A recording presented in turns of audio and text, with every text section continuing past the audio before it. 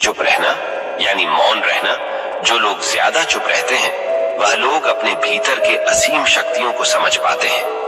गौतम बुद्ध के अनुसार मौन की शक्ति इतनी ज्यादा है कि वह हमारे अंदर के सारे तनाव, सारी की सारी चिंता और भय को खत्म कर देता है और लोगों के बीच हमें एक होशियार और आकर्षित मनुष्य बना देता है।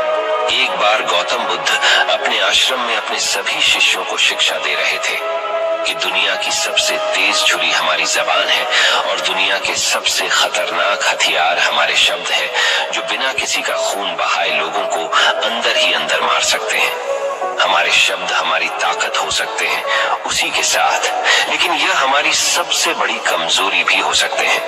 अगर हमें नहीं पता कि कब, कहां और क्या और कितना बोलना है, यदि हम सही समय पर सही इरादे के साथ सही शब्दों का प्रयोग करते हैं तो यह हमें एक सफल व्यक्ति बनाता है।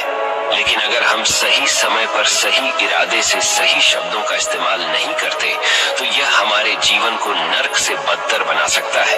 तो दोस्तों, आज की स्टोरी के माध्यम से मैं आपको बताने वाला हूं कि चुप रहकर कैसे हम अपने जीवन को बदल सकते हैं। आपको चुप रहने की शक्ति का एहसास इस वीडियो में होने वाला है।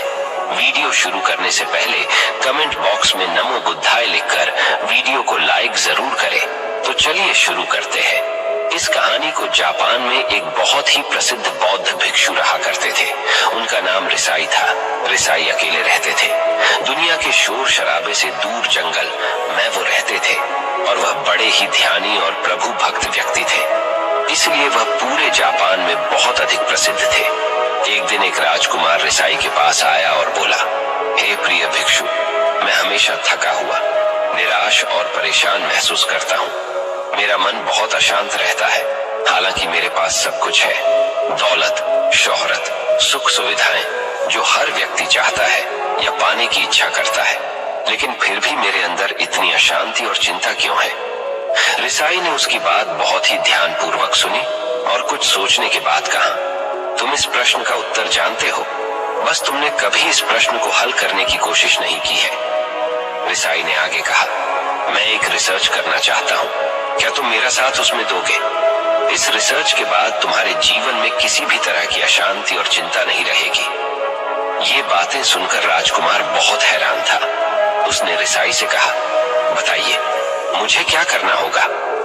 अपने मन की शांति के लिए मैं कुछ भी करने को तैयार हूँ। राजकुमार की इन्हीं बातों को सुनकर भिक्षु ने कहा, तो फिर आप अगले 15 दिन के लिए मेरे आश्रम में रहोगे और एक सामान्य व्यक्ति की तरह अपना जीवन व्यतीत करोगे और इन 15 दिनों में तुम अकेले और चुपचाप रहोगे, जितना हो सके कम बोलोगे। राजकुमार उस भिक्षु की बातें सुनकर सहमत हो गया। पहले दिन राजकुमार को लगा कि उसका मन सामान्य से अधिक अशांत और विचलित है। उसके मन में तरह तरह के विचार आ रहे थे और वह आम लोगों की तरह जीवन जीने में असहज महसूस कर रहा है। उसे अंदर से बोलने की इच्छा हो रही थी, लेकिन वह चुपचाप रहा।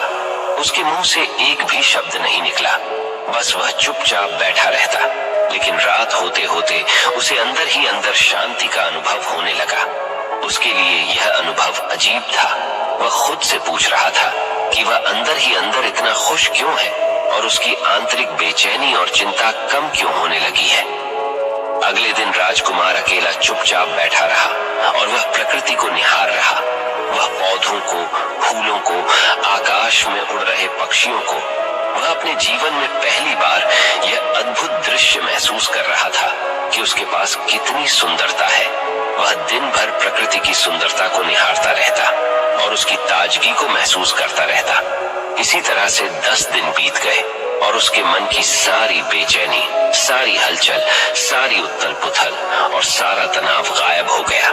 11वें दिन की सुबह राजकुमार फिर से एकांत में बैठ गया और कुछ ही मिनटों में उसकी आंखें अपने आप बंद हो गईं और वह गहरे ध्यान में चला गया। वह पूरे दिन वहीं पर आंखें बंद करके बैठा रहा और गहरे ध्यान में डूबा रहा। ना कोई शब्द, ना कोई चिंता।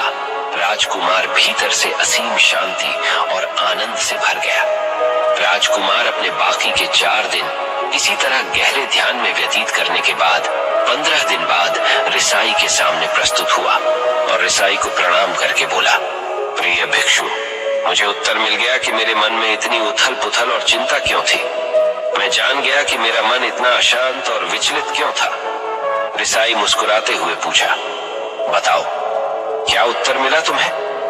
राजकुमार ने कहा, मैं आवश्यकता से अधिक बातें करता था। मैं किसी पर भी अपने शब्द और ऊर्जा व्यर्थ करता था। मैं दिन भर अपने लोगों से फालतू की बातें करता रहता और फिर उन्हीं के बारे में अकेले में सोचता रहता और ज्यादातर समय नकारात्मक ही सोचता रहता। इस तरह मैं बस अपना समय बर्बाद कर रहा था।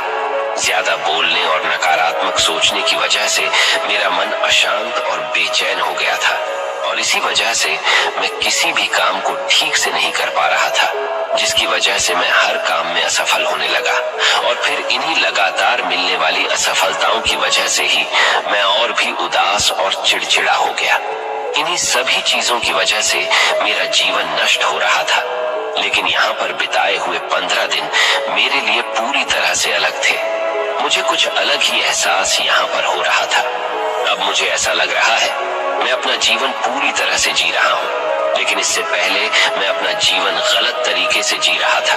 और मैंने यह भी सीखा कि हमें सिर्फ ध्यान करने की जरूरत नहीं है। ध्यान अपने आप होता है जब हम शांत और मौन होते हैं।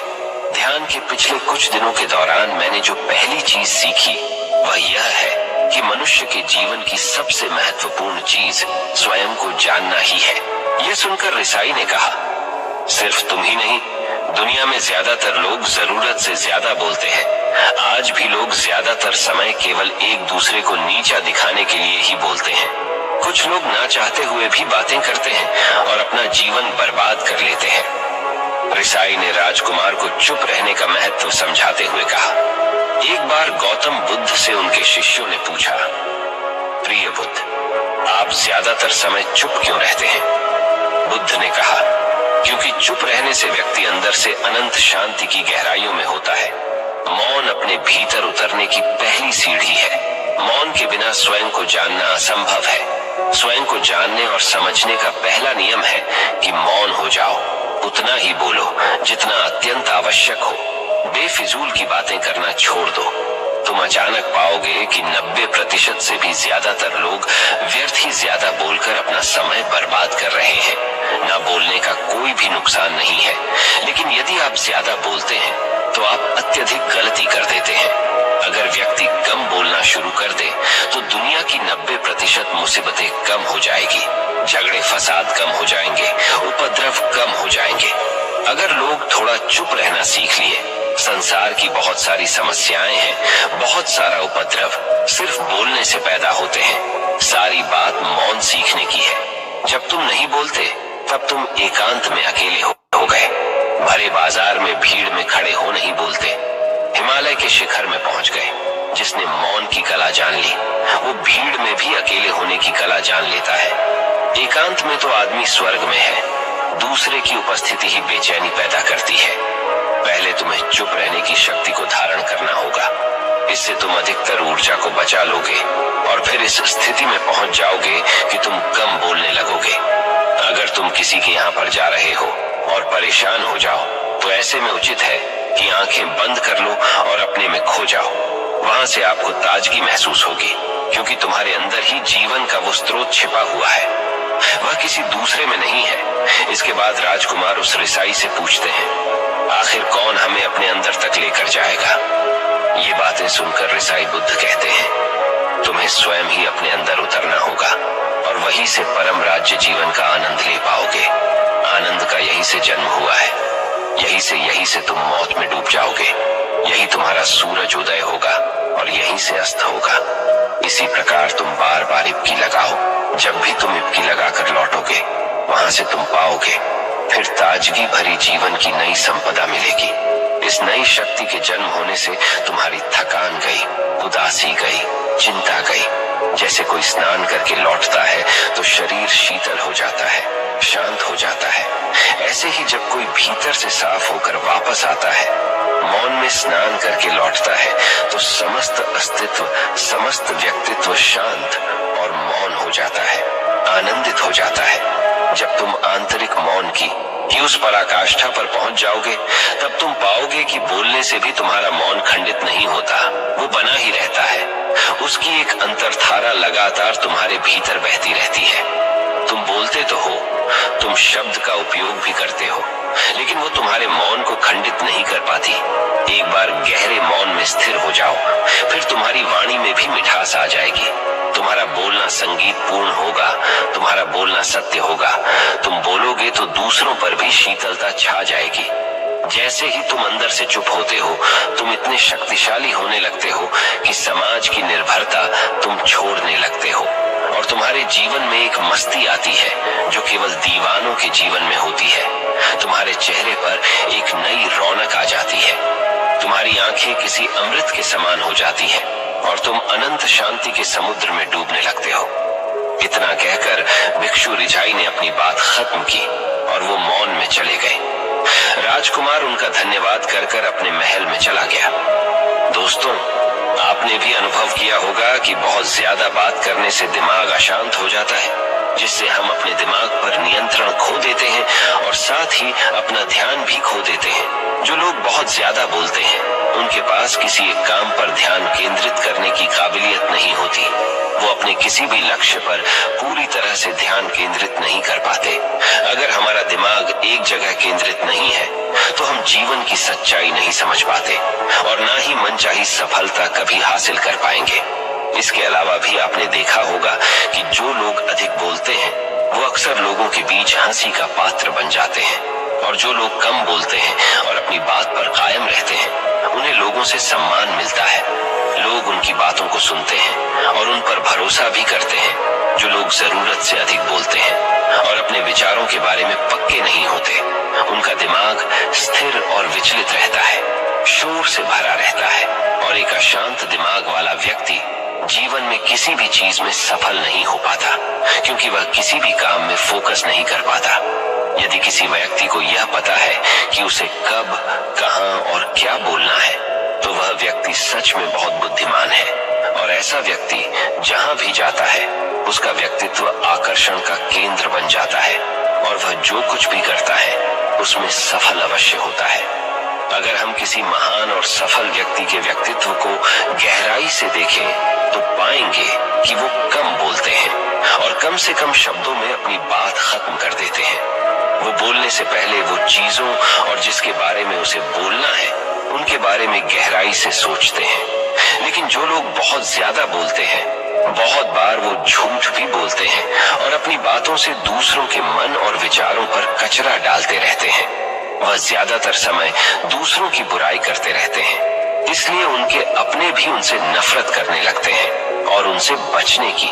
सभी शिष्यों ने अपनी शक्ति के अनुसार छोटे बड़े के संकल्प लिए और गुरु को अपने अपने संकल्प के बारे में बताकर वहां से चले गए। लेकिन वह शिष्य जो खुद को सबसे अलग और बड़ादा दिखाना चाहता था, वह सीधे गुरु की कुटिया में पहुंच गया और बोला, मैं कोई छोटा मोटा संकल्प नहीं लेना चाहता, बल्कि खुद की ही जैसे एक बड़ेढ़ा और महान संकल्प लेना चाहता हूँ।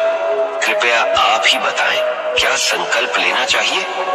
उसकी यह बात सुनकर गुरु मुस्कुराए और बोले, क्या तुम मेरे द्वारा दिए गए संकल्प को पूरा कर पाओगे? क्या तुम्हारे लिए उसे पूरा करना संभव होगा? शायद नहीं, वह तुम्हारे लिए संभव नहीं है। तुम उसे पूरा नहीं कर पाओगे, इसीलिए तुम खुद ही कोई संकल्प ढूंढो। शिष्य ने कहा, नहीं गुरुदेव, आप जो भी संकल्प मुझे देंगे, मैं जरूर उसे पूरा करूंगा। गुरु ने कहा, ठीक है, तो तुम अगले 1 महीने तक चुप रहोगे, मुंह से एक शब्द भी नहीं निकालोगे, यही तुम्हारा संकल्प है। शिष्य ने कहा, गुरुदेव, यह भी कोई संकल्प है? यह तो बहुत ही आसान है, 1 महीने तक चुप ही रहना है। आप कोई बड़ेढ़ा संकल्प दीजिए जो मेरी योग्यता के लायक हो, जिसे पूरा करने में मुझे समस्या हो। गुरु ने कहा, पहले तुम इस संकल्प को तो पूरा करके दिखाओ। शिष्य ने गुरु की बात मान ली और वह उसी समय चुप हो गया और पलटकर कुटिया से बाहर चला गया।